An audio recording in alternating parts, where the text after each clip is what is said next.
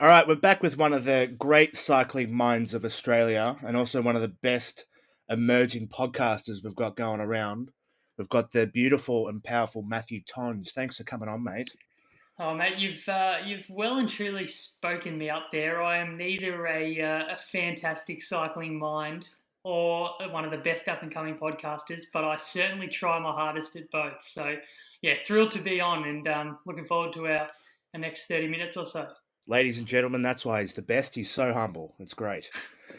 So cycling goes on all year. Nuffies like you and me watch it all the time, have a good time. But the tour is different. The tour is the big daddy, commands global attention.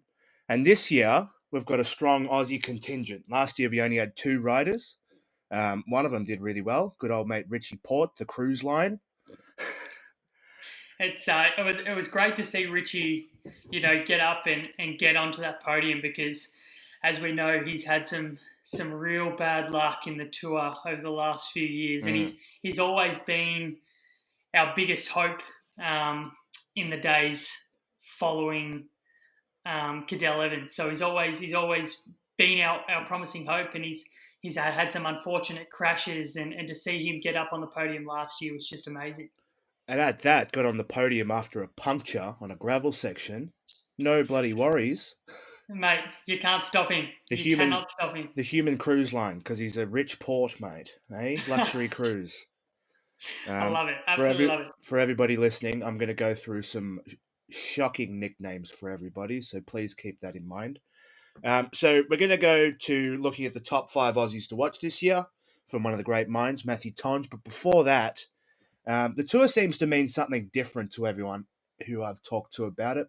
For me, I remember growing up watching it, seeing these kind of godlike people riding with all this gear on up hills, and it was like superheroes who are real, Hmm. and so Yep. it really gets me excited. What made you fall in love with the tour, Matt?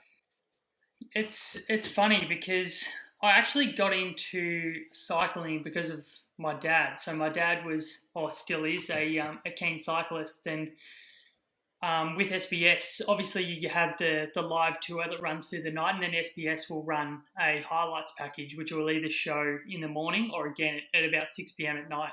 Um, and I remember growing up, one of my favourite things to do was sit down with dad and watch the cycling. And it wasn't even because at that time I was a big cycling fan. It Mm. was just because it was something that I enjoyed doing with my dad. And then as the years went on and I took a more of an interest in cycling as a sport and as a spectacle, the tour stands out. As you said, it's to the general punter, it's the one time a year that cycling matters. And then as you get more involved in cycling, you sort of realize what else goes into it. But I think those initial memories of the tour with dad, sitting back 6 p.m. at night, SBS, that's Ugh. what really got me into it. Those late nights are beautiful, weren't they? The one time of year you could stay up till 2 a.m. and Dad wouldn't go cook at Oh, you. mate, it was yeah, it was a sight to behold. You've got me as a young punter trying to stay up, eyes slowly falling asleep, and then I got to shake back up. Got to be awake. But yeah, some of the best memories, that's for sure. Do you have an all-time goat who you associate with those early memories? Anyone who stands out? Ooh, it's a good question. I think growing up, I was a big fan of Robbie McEwen. I Yeah. loved the way he went about it. Um, and then there was some other cyclists who, you know, as I got older, I learned to really appreciate. And one of them was Matthew Heyman. Mm. Absolutely love the way he went about it. There's a good doco on Stan, I believe it is. And just to see him win Paris-Roubaix 6 weeks after breaking his elbow and collarbone, yeah, absolutely love the way he went about it. So those two really inspired me and my cycling, I guess, fandom early on. Yeah, fantastic. My one's a bit left field, but I'm a big Fabian Cancellara man. The time trial Nice. beast. I remember watching one of the Olympics. I can't remember which one was, but absolutely flew out of nowhere just because he's a bloody fucking engine. Absolute machine. Absolute Love a bit of machine. Fabe. So we get to this year, 2021. Last year, the UCI World Tour was in a couple licorice all sorts, but we're here now. What are you most excited for this year moving into it? We're on the eve of the race. A couple big storylines going. What's caught your eye? I think there's a few things. So I guess from an Australian perspective, this is sort of the first time that we've had multiple riders who could challenge for the general classification, the yellow jersey, which I know we'll touch on in a little bit. But I'm very excited to see that contingent of Aussies really give that top 10 a crack, which is something that we haven't sort of seen this Mm. depth of Australian riders be able to challenge that top level for a long time. Combine that with Caleb Ewan, who's arguably the best sprinter in the world, and Australia is sort of really poised to give this tour a shake. But I'm a big Julien Alaphilippe fan. He is, without a doubt, my favourite cyclist in the pro peloton today. So I'm very excited to see him, ride with his usual pizzazz and hopefully snag a few stage wins. Bit of a pocket rocket, old mate Julian. I absolutely love the way he goes about it. One of the things with cycling is, and it's probably one of the things that stops some people getting involved, is you can sort of look at these people as superhuman. They're riding up these unbelievable climbs and they're just that much of a beast that it looks like they're not trying. But then you see Julian and he's rocking side to side. You see him, he's grunting, he's gritting his teeth, he's crying after stages with emotion. So yeah, just love the way he goes about it. Yeah, you're not wrong there. Love a bit of Julian. So let's get into this top five you've got here. You dropped a couple names then. I'm excited to hear what you got for me. So we're going to go through the top five Aussies to watch this year. I think we've got Yep. 10 in total. Is that right? 10 in total. So to go from only having two in last year's tour in Richie Port and Caleb Ewan to now having 10, as I said, it's a testament to the depth of Australian cycling and just how far we've come and how far we've got to go. Fantastic. All right, take away. Who you've got first up, cab off the rank. So first cab off the rank, how can we go past last year's third place, Richie Port? So he's coming in fine form to this year's tour. He says that he'll be riding in support of Geraint Thomas, but I might think that he's got a little bit more than that. So he's coming off a win at the Criterium de Dauphiné, which was only a few weeks ago, and yeah, he looks poised to be a big hitter for Ineos this year. Mm. So Ineos have 3 or 4 blokes who can probably take it out in reality, don't they? They've definitely got four. So I think that, to the general public, it looks like they're going to go with Carapaz and Thomas as their leaders. But yeah, it's hard to say until we get into sort of late week 2, early week 3. That's when we're really going to know who's got the support of the team. I think they'll know internally. It's just a matter of us figuring it out as fans. All right, yes, agree. Richie's going to give it hell this year. And what gives me hope for Richie having a good race is seeing Damiano Caruso come second in the Giro d'Italia. So his race leader crashes out. Damiano's a professional, been doing it for years. Super domestique, leading the way for everybody. But this time he got his run. Similar to how Richie got a big run last year. And I think there might be a bit of carnage this year. I can feel it in me waters. Yeah, You know, I think that the way this tour has been set up, there is going to be some definite carnage. There are some stages that you look at, some finishes of certain stages, and yeah, I think that there's definitely going to be some carnage. looking at the race profile, all the stages in total, seems to be a fair bit different from other years. Yeah, I think from what I can tell from the profile is one of not necessarily a big criticism of the tour, but it's very different to the Giro, where the Giro there is action from day one for the GC as a whole, whereas in the tour it tends to wait until midway through week 2 for the GC to really start sorting itself out. Whereas this year there's real opportunity within the first week for if they want to make a splash for GC riders to actually start cementing themselves and doing some damage to competitors. Yeah, fantastic. Look, I don't want to wish anything badly upon all the races, but I don't mind a bit of carnage. As a fan, certainly you watch it and go, "Holy shit!" Let me tell you, as a rider, it is the worst sound when you hear the screeching of a bike on the road up in front. You think, "Shit, I've got about half a second here, otherwise I'm hitting the deck."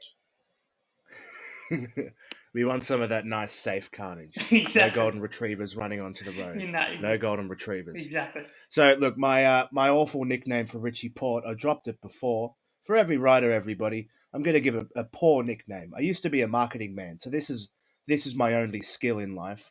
Is really, really bad nicknames. So Richie Port is the luxury cruise liner. You know, the cruise. A Because he's a cruise. rich port. I love it. He's a rich port down in Tassie. You know, you get your bloody Royal Caribbeans down there. Richie's going for I it. So absolutely come love on it. the cruise line. So number 2, we got Richie Port. Who we got up next? So up next, I've got a young man, and I say young man, he's actually the same age as I am, but Ben O'Connor. So Mm. Ben O'Connor isn't a name that a lot of people will be familiar with. He's a Perth boy, and he's now the GC rider for his team, AG2R. So he finished, I think it was stage 16 at the Giro d'Italia. He finished second, and then he went on to win the very next stage, stage 17. So he's really got some form, but this is the first year where he's going to be the lo and behold, he'll be the team leader. So really looking forward to him setting the tone and having a crack at that top 10. I think it was 2018 where he was actually in the top 10 of the Giro and then went on to crash out, unfortunately. But he's shown promise, and I think he can deliver this year. Fantastic. Ben O'Connor, the Terminator. The Hey? Terminator. The Terminator. Where's the Terminator Wow. come from? It's Sarah O'Connor from Terminator, isn't it? Okay. That's the reach I went for. I'm sticking to it. I love Calm it. the Terminator. I love it. Good to hear a young fella getting the lead on a team. And I think We haven't had that much, have we? the way that he's gone about it has been sort of fantastic as well. So he has always been a highly rated rider, but he's never really cracked into that upper echelon. So he was selected, I believe, in the Australian development team, but was then actually left off final team, and he had to return home to ride in the Australian Continental Australian Continental Tour in the National Road Series. So to fight your way sort of through the European season into a Grand Tour team to be the GC rider, it's a really, really good story. He's a fighter. He doesn't give up. Sounds similar to the Terminator, doesn't it? Huh? See, it wasn't such a big stretch. Yeah, go on. I'm happy with that. That's my win for the day. I've earned a beer for that one. Number 3, who we got? So this is a rider that some people will probably be familiar with. A little bit older, Jack Haig. Absolutely love the way he goes around it. So he rides for Bahrain Victorious. This will be his second tour, and lo and behold, he's another GC rider. I think it's his 6th Grand Tour, and yeah, he's just been really consistent. So he rode for Mitchelton Scott, which is one of the Australian teams, the only Australian team in the Grand Tour at the moment. And he's had some solid form. He's done that real apprenticeship style work, riding for other riders, whether it was the Yates brothers or Esteban Chavez. He's really played a support role in a lot of these races. But I think that his results, whether it be 7th overall at Paris-Nice or 5th in the GC at the recent Criterium de Dauphiné, he's shown that he's got potential to give that top 10 a real shake.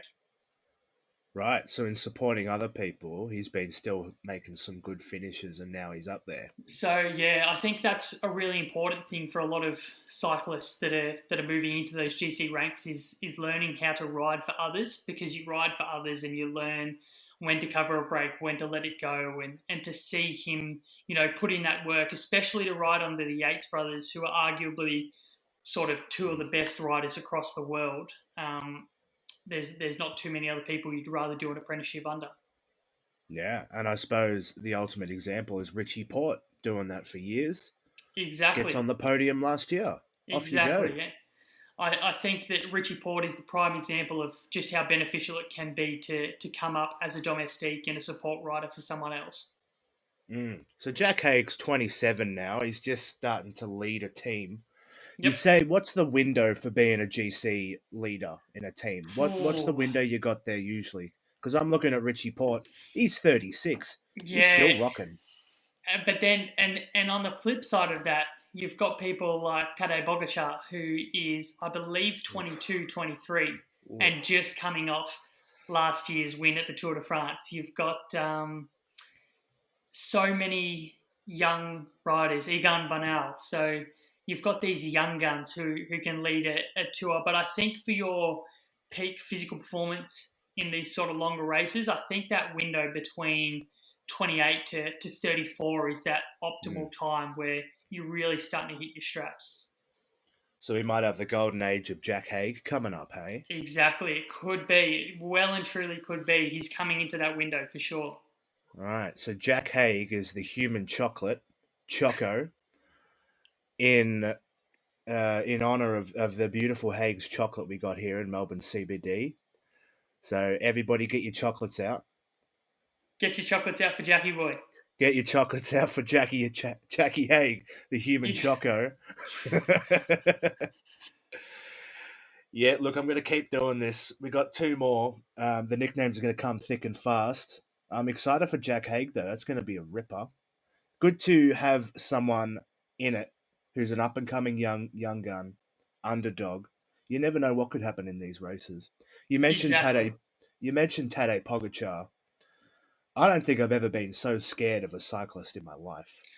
Oh, mate, the way he goes about it is Oh, incredible. And I'm oh, filthy that Bernal isn't riding at this yeah. year's tour, because obviously he was in last year's tour, had to abandon with back issues, but I would love to see Roglic, Carapaz, Pogacar, Bernal. I'd love to see these big dogs go at it all at 100%. Oh, It's yeah. it's coming down to the Queen stage of the tour, and who's got the most, who can give the most, who's going to take it out. I would love to see that.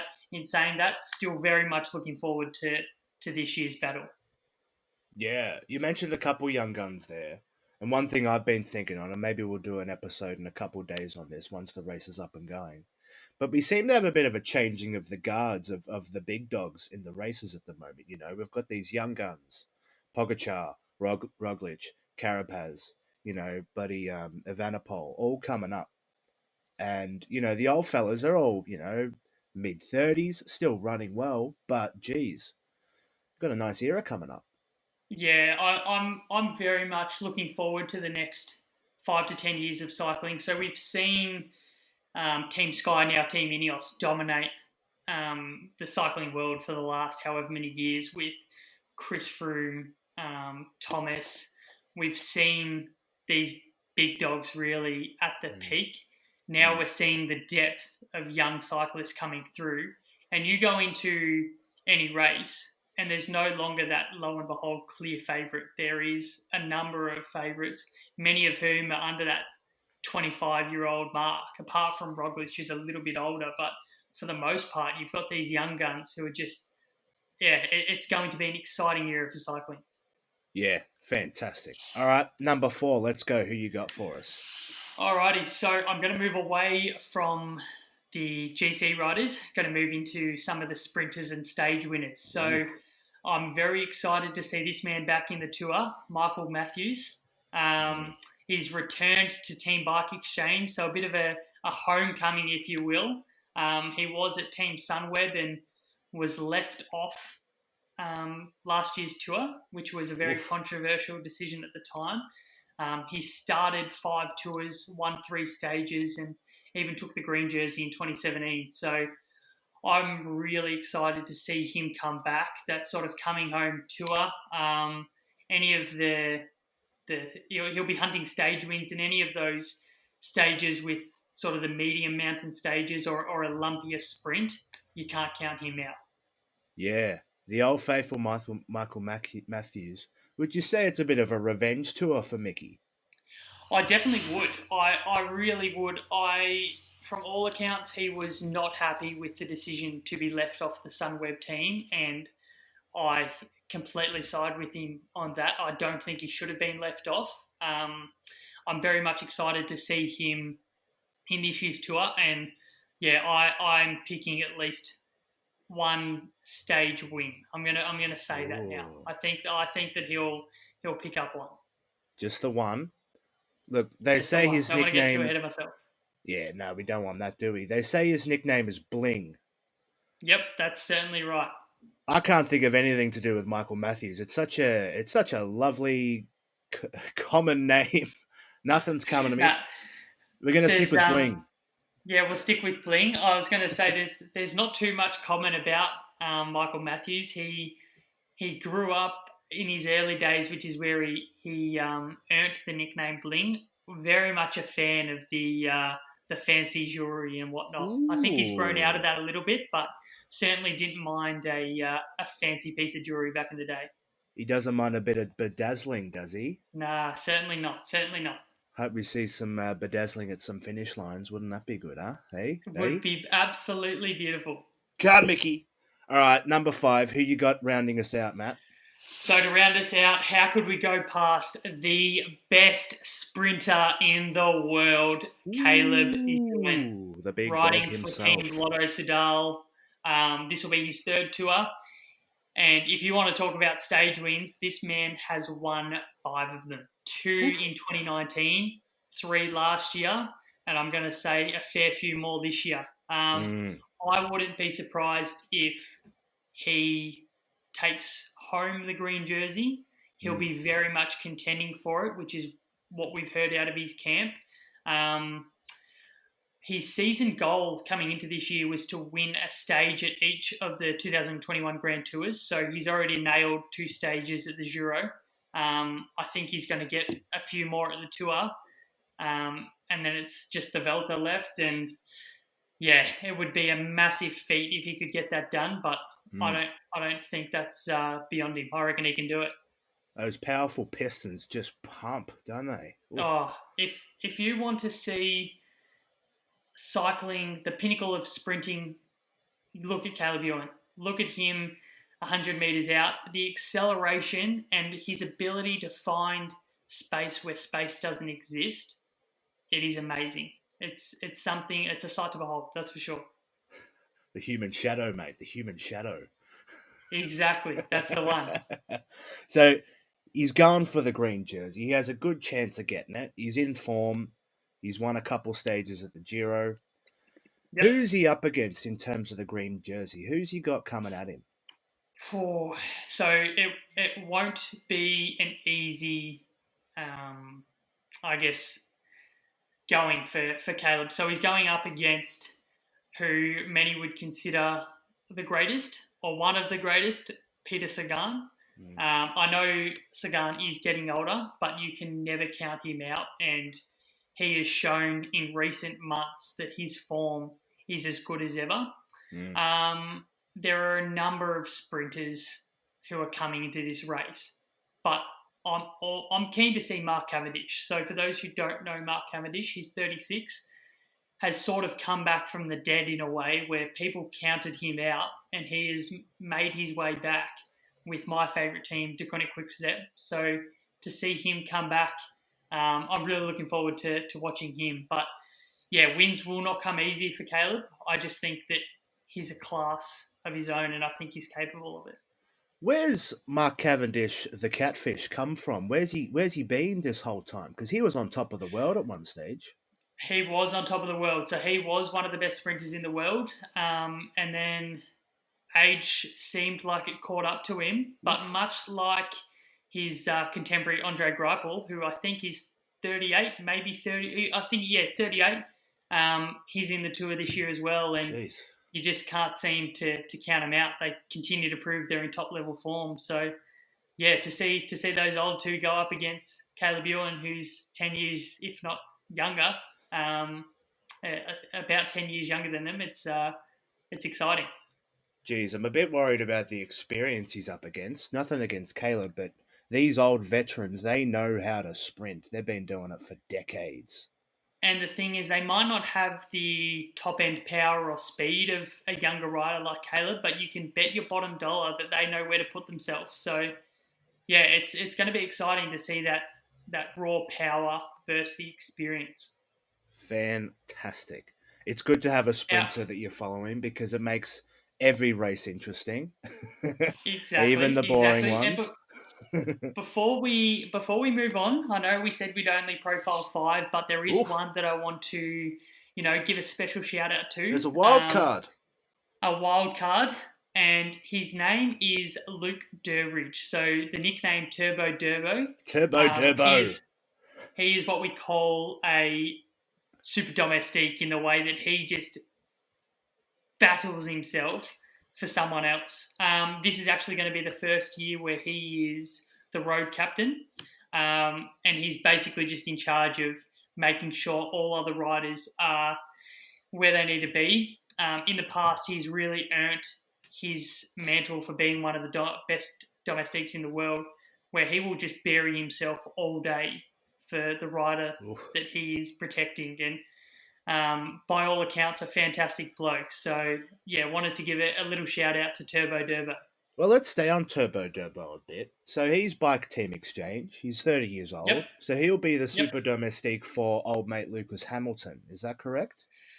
So he will be, as the road captain, will be in charge of protecting Hamilton in the peloton, delivering him Mm. to the bottom of the climbs. He is not a fantastic climber. Not sure how much Turbo Durbo weighs, but it is definitely significantly more than your average climbing cyclist. So he's much more of a powerhouse than he is a mountain goat, but will be definitely in charge of making sure that his team is in the right position to deliver their man to the top. All right, Turbo Durbo is a bit of a fridge, is he? Oh, well and truly. Well and truly. Fridge Just by love the way he goes about it. fridge by cycling standards. Look, if he was next to Exactly. me, Yeah. he wouldn't be very fridgy. Unfortunately, I'm built like a brick shithouse. But cycling standards, big fridge. Exactly. That's the one. All right, Matt, to round this out, I might throw a few quick fires at you, just so you get to know these Australian riders more. Who would be Yep. your pick for the best Australian climber right now? Ooh, good question. I don't think you can still go past Richie Port. Yeah. I think that his recent form has shown that, especially in the Dauphiné. I think that his form there really showed that. I think that if anyone wants to see what pure climbing looks like, jump on YouTube, jump on Tour Down Under Wollonga Hill, and watch the Oof. way that he just rides away from his contemporaries. I know that a lot of those European riders come across here, that's sort of their pre-season, but still to see the way Richie can just separate himself from the pack, I still don't think you can go past him. Fantastic. All those years at Mount Wellington in Tassie, hey? Coming in handy. Exactly, exactly. So we've got Richie Port. He's the one to look at in the mountains. I mean, as always, we Yep, talk about carnage, and carnage happens in the mountains in this tour, doesn't it?